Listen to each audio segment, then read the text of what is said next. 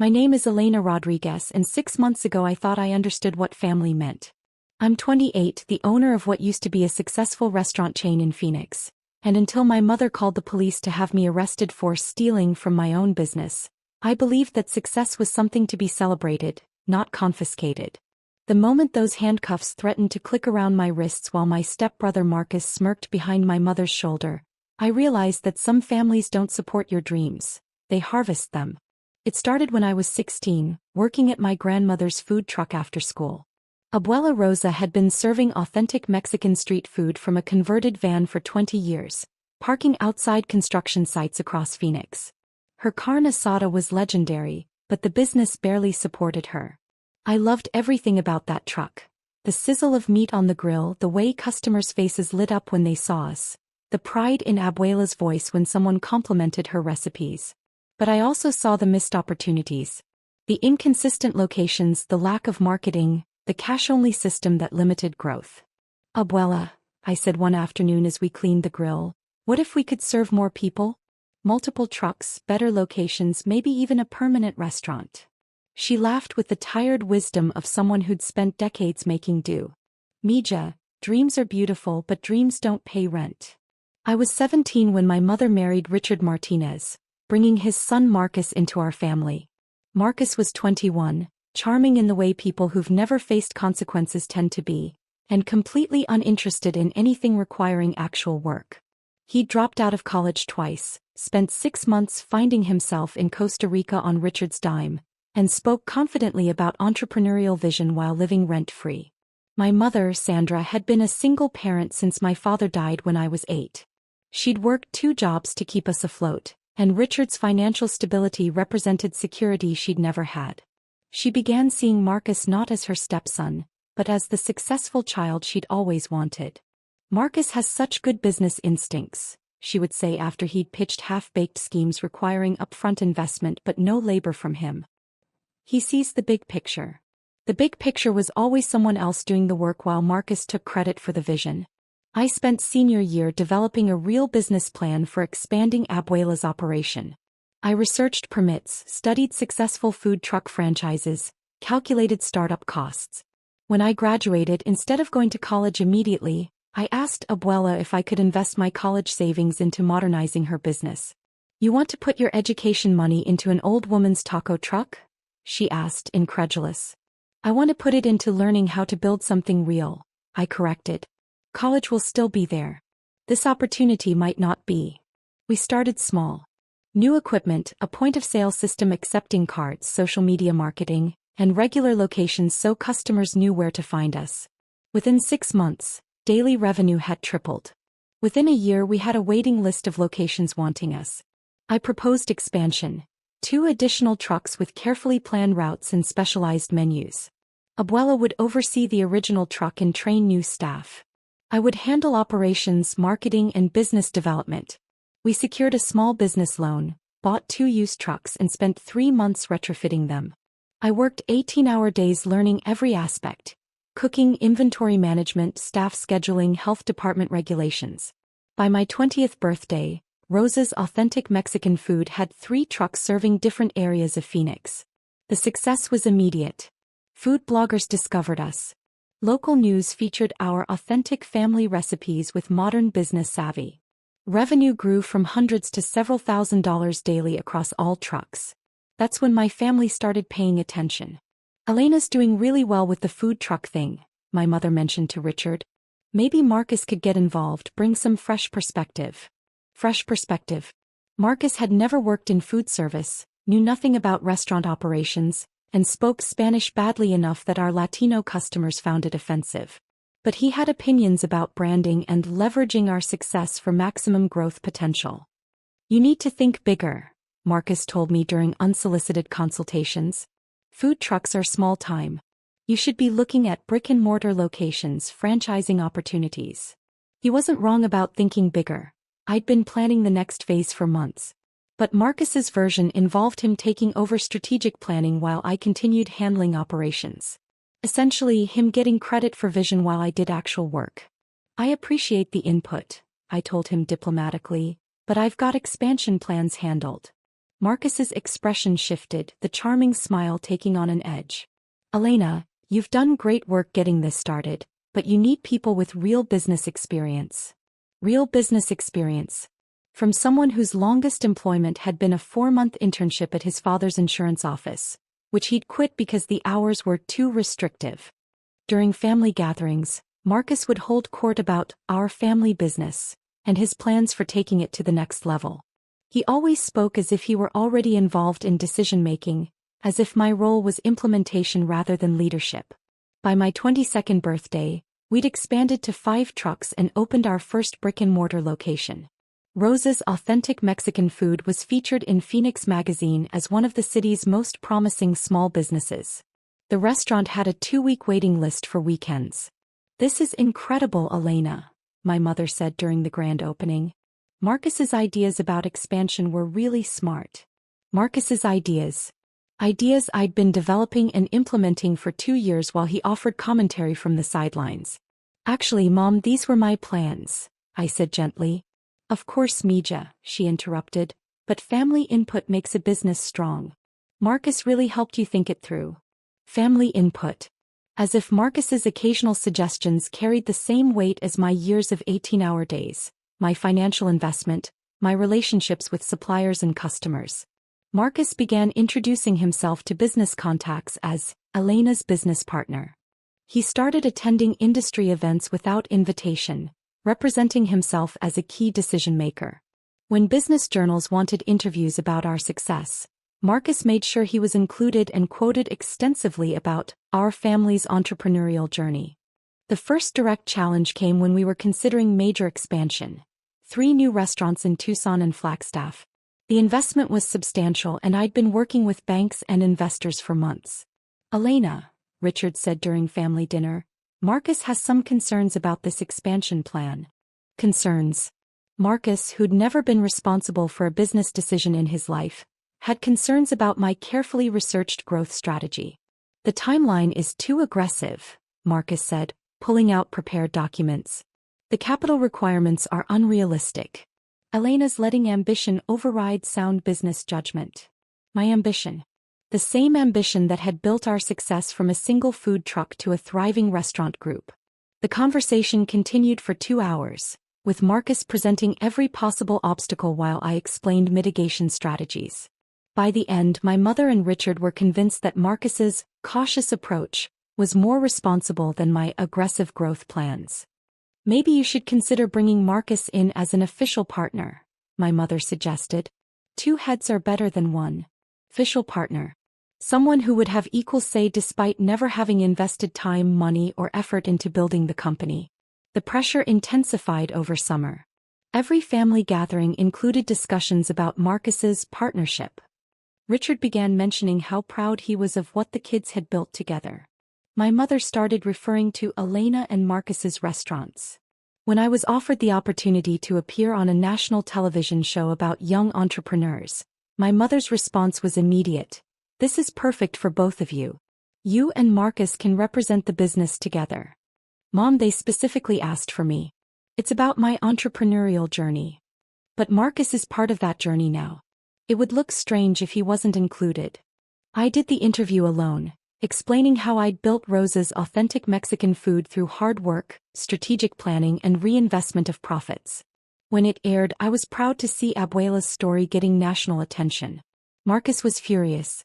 "That interview made it look like you built this whole business yourself," he confronted me. "You completely erased the family's contribution." The family's contribution. Abuela's recipes and work ethic, yes. My mother's moral support occasionally. Marcus's opinions about things he'd never done. "I built this business with Abuela," I said. "Everyone else has been supportive, but the work was ours." "That's not how family businesses work," Marcus shot back. "Success is shared. Everyone benefits, everyone gets credit. Everyone benefits, everyone gets credit.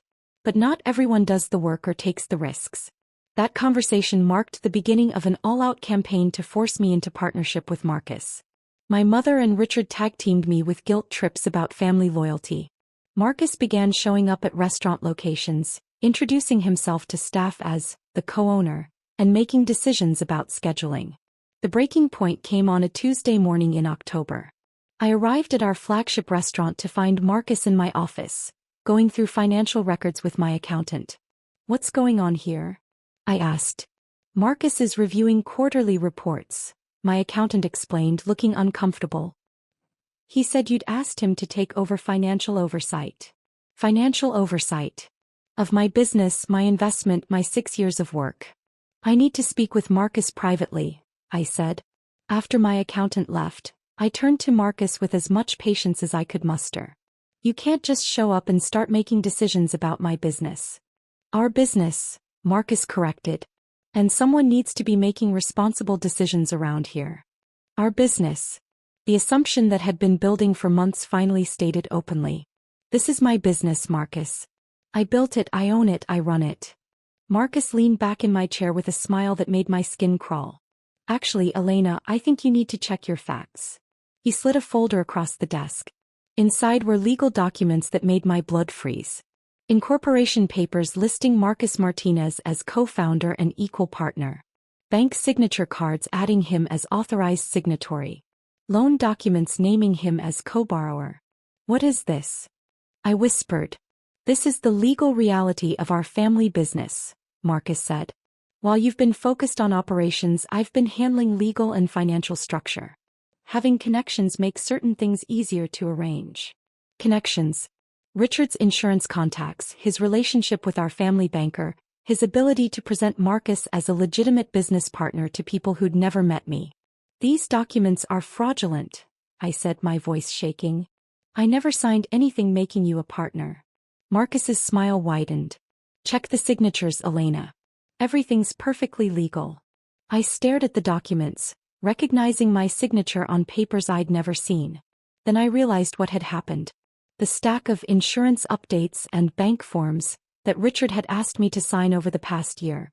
Paperwork I'd trusted him to handle while I focused on running the restaurants. "You forged these," I said. "I facilitated them," Marcus corrected. "Big difference. And now that our partnership is properly documented, we need to discuss operational changes." "Get out," I said quietly. "Elena, this is as much my office as yours now. Get out." I screamed loud enough that several employees came running. Marcus left, but not before making his position clear. "This isn't over, Elena. Family means compromise." I spent the rest of the day with my attorney, Elizabeth Santos, reviewing the fraudulent documents. The legal situation was complex. While the signatures had clearly been forged, proving that in court would be expensive and time-consuming. Meanwhile, Marcus could use the documents to interfere with operations. "There's another issue," Elizabeth warned. "If Marcus presents these documents to your banks or investors, it could create serious problems with your credit lines." That evening, I met with Abuela to explain what was happening. She listened in silence as I described the forged documents, Marcus's claims of partnership, the potential destruction of everything we'd built. "Mija," she said finally, "what does your heart tell you to do?" My heart told me to fight to protect what we'd created. But my head worried about the cost of that fight. "I don't know, Abuela. If I fight this, we might lose everything anyway." She was quiet for a long moment, looking at the original food truck parked in her driveway. "Elena," she said, "your grandfather built our family's first restaurant with his bare hands. During the Depression, men came who said they owned it, had papers that proved it. He fought them in court for 3 years. What happened? He lost the restaurant. But he kept his recipes, his reputation, and his knowledge. 6 months later, he opened a new place that was twice as successful. Those men got the building, but they couldn't run a restaurant. It failed within a year." Her meaning was clear. Marcus could steal the legal structure of my business, but he couldn't steal the skills and knowledge that had made it successful. The final confrontation came on a Friday morning. I arrived at the flagship restaurant to find Marcus behind the host station, greeting customers and directing staff like he owned the place. "Elena," he called cheerfully. "Perfect timing. I've been implementing some operational improvements we discussed." The dining room was chaos. Servers looked confused, the kitchen was backed up, customers were waiting longer than usual for tables. "What did you do?" I asked. "Optimized our systems," Marcus replied proudly. "New scheduling protocols, updated inventory management, revised menu pricing. Small changes that'll add up to big improvements. Small changes. He'd rearranged everything that worked and replaced it with systems he'd read about but never tested. "If you're my equal partner," I said loud enough for customers and staff to hear, "then you can handle the lunch rush yourself. I'll be in the office handling paperwork." I walked to my office and made a series of phone calls. First to Elizabeth, my attorney. Then to Miguel Santos, a trusted restaurant manager who'd been wanting to start his own place. Finally to landlords of 3 prime locations that had been courting us. Through my window I could see Marcus trying to manage lunch service. He was in over his head within minutes. Customers complaining about wait times, servers asking questions he couldn't answer, kitchen staff ignoring his contradictory instructions. By 2 p.m. 2 customers had walked out without paying, the kitchen had run out of 3 menu items, and Marcus was hiding in the storage room overwhelmed. That's when my mother and Richard arrived, summoned by Marcus's panicked call. "Elena," my mother said, marching into my office, "you need to help Marcus. This is no time for family politics." Family politics. As if Marcus's theft of my business was a minor squabble rather than actual fraud. "I'm not part of restaurant operations anymore," I said calmly. "Marcus made it clear that he's handling things now." "Don't be ridiculous," Richard snapped. "You can't just abandon the business because you're having a disagreement. I'm trusting my equal partner to handle the responsibilities he claimed he was ready for." By closing time, the restaurant had lost money for the first time in 3 years. Marcus had managed to alienate servers, confuse kitchen staff, and serve customers food that didn't match their orders. Over the next week, Marcus's attempts to run the restaurants resulted in inventory shortages, staff resignations, and customer complaints. Revenue dropped 40% as word spread that service had declined dramatically. "You have to step back in," Richard demanded during an emergency family meeting. "Marcus is learning, but he needs time." "If Marcus needs time to learn, he should start with his own restaurant," I suggested. That's when my mother made the accusation that would change everything. "You're sabotaging the business," she said, voice shaking with anger. "You're deliberately letting things fail to make Marcus look bad. I'm watching the business partner you forced on me demonstrate why partnerships require mutual competence." "You're being selfish," my mother continued. "This business belongs to the whole family, not just you." "Actually, Mom," I said, standing up, "I think it's time we clarified exactly who this business belongs to." I walked to my office safe and retrieved a folder I'd been preparing for weeks. Inside were the real ownership documents. Original incorporation papers, loan agreements with my signature and no one else's, trademark registrations, licensing agreements. "These are the actual legal documents for Rosa's authentic Mexican food," I said, spreading them across the table. My family stared at the papers, their confidence wavering. "Marcus's documents are forgeries," I continued. "Fraud, actually. And I've been documenting his use of them to steal control of my business." "You can't prove those signatures were forged," Richard said. "Actually, I can," I replied. "My attorney has expert analysis showing the signatures were traced from legitimate documents. We also have testimony from bank employees about unusual requests that didn't match normal procedures." Marcus's face had gone pale. "Elena, we can work this out. Family shouldn't fight about business." "Here's what's going to happen," I said. "Marcus will stop representing himself as an owner. He'll return any keys or documents he obtained fraudulently. And he'll sign acknowledgement that he has no ownership interest in Rosa's authentic Mexican food." "And if he doesn't?" my mother asked. "Then I file criminal charges for fraud and identity theft. I also sue for damages caused by his interference." "You're really going to destroy your own family over money?" my mother asked. "I'm going to protect what I built from people who think they can take it without earning it," I corrected. That's when my mother made the decision that would end our relationship permanently. Instead of accepting that Marcus's claims were fraudulent, she decided to escalate. "If you won't be reasonable," she said, pulling out her phone, "then we'll let the authorities sort this out." She dialed 911 while staring at me with cold determination. "I need to report a theft in progress," she told the dispatcher. "My daughter is stealing from the family business." I watched in amazement as my own mother described me as a criminal to the police. She told them I was illegally excluding legitimate business partners, and hiding assets from co-owners. She's here right now, my mother concluded, stealing documents and trying to change bank account access. 20 minutes later, 2 Phoenix police officers arrived. My mother met them at the door, her performance of concerned family member convincing and well-rehearsed. "Officers, thank you for coming so quickly," she said, leading them to where I was sitting with the real ownership documents spread across my desk. "Ma'am, we received a report about theft from a family business," the first officer said. "Can you explain what's happening?" Before I could respond, my mother jumped in with her version. According to her story, Marcus and I were equal partners, but I was trying to steal his share by hiding documents and changing bank access. "She's always been jealous of Marcus," my mother told the officers. "Now she's using the business as a weapon against him." The officers listened politely, then turned to me.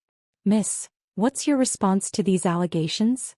I looked at my mother, at Marcus hovering behind her with guilt and hope, at Richard filming the confrontation like he was documenting evidence. "Officers," I said calmly, "I'm the sole owner of this business. I have documentation proving that.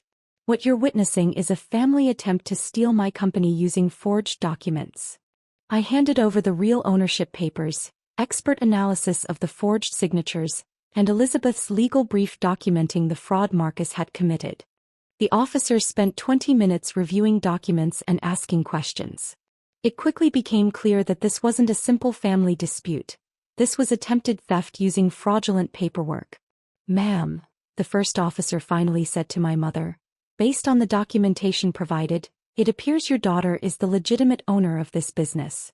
The documents your son has been using appear to be falsified."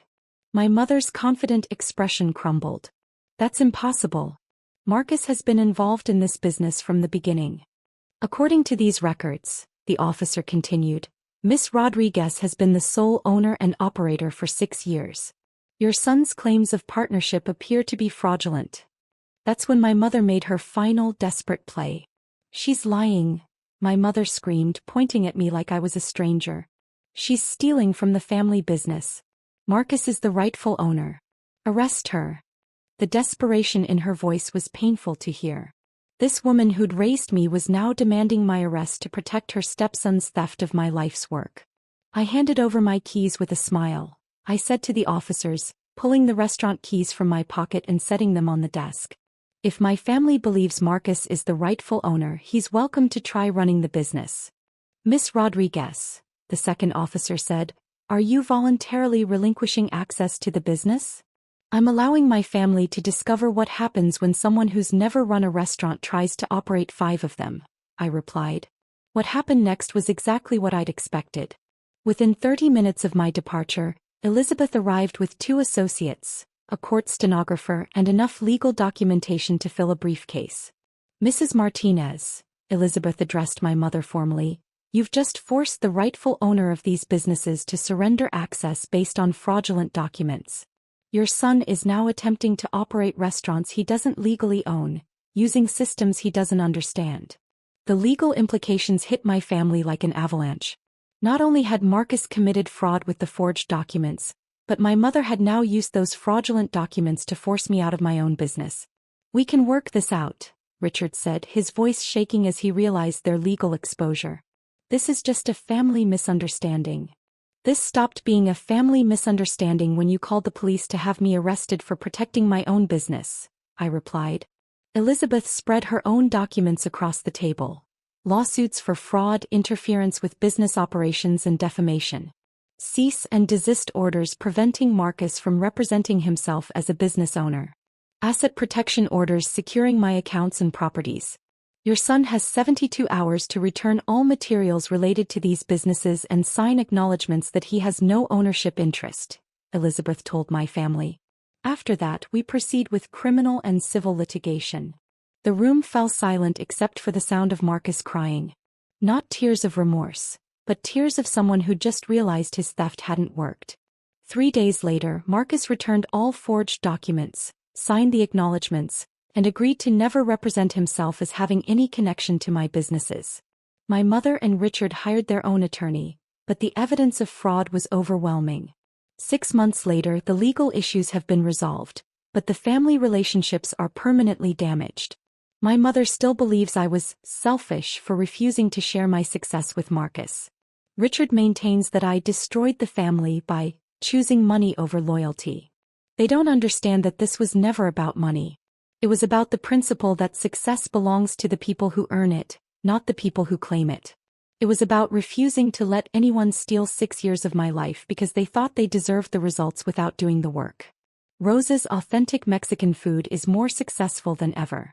Without Marcus's interference, we've completed the expansion into Tucson and Flagstaff. The national television appearance led to franchise opportunities across the Southwest. Abuela and I opened a culinary school where we teach both traditional Mexican cooking and modern restaurant management. Marcus never started his own restaurant. Last I heard, he was selling insurance for his father, still talking about entrepreneurial ideas, but never implementing them. My mother sends birthday cards with notes about how she hopes we can put this behind us and rebuild our family relationship. She still doesn't understand that families aren't rebuilt by ignoring theft. They're rebuilt by acknowledging it and making amends. The handcuffs she demanded for my wrists never materialized, but the truth did. Sometimes the best thing your family can do for you is show you exactly who they are so you can decide exactly who you want to be. I chose to be someone who builds rather than steals, who earns rather than claims, who protects what matters rather than surrendering it for false peace. The keys I handed over that day were returned within hours, but I kept something more valuable: the knowledge that my success was real, earned, and mine to protect. And no one, not even family, will ever take that away again.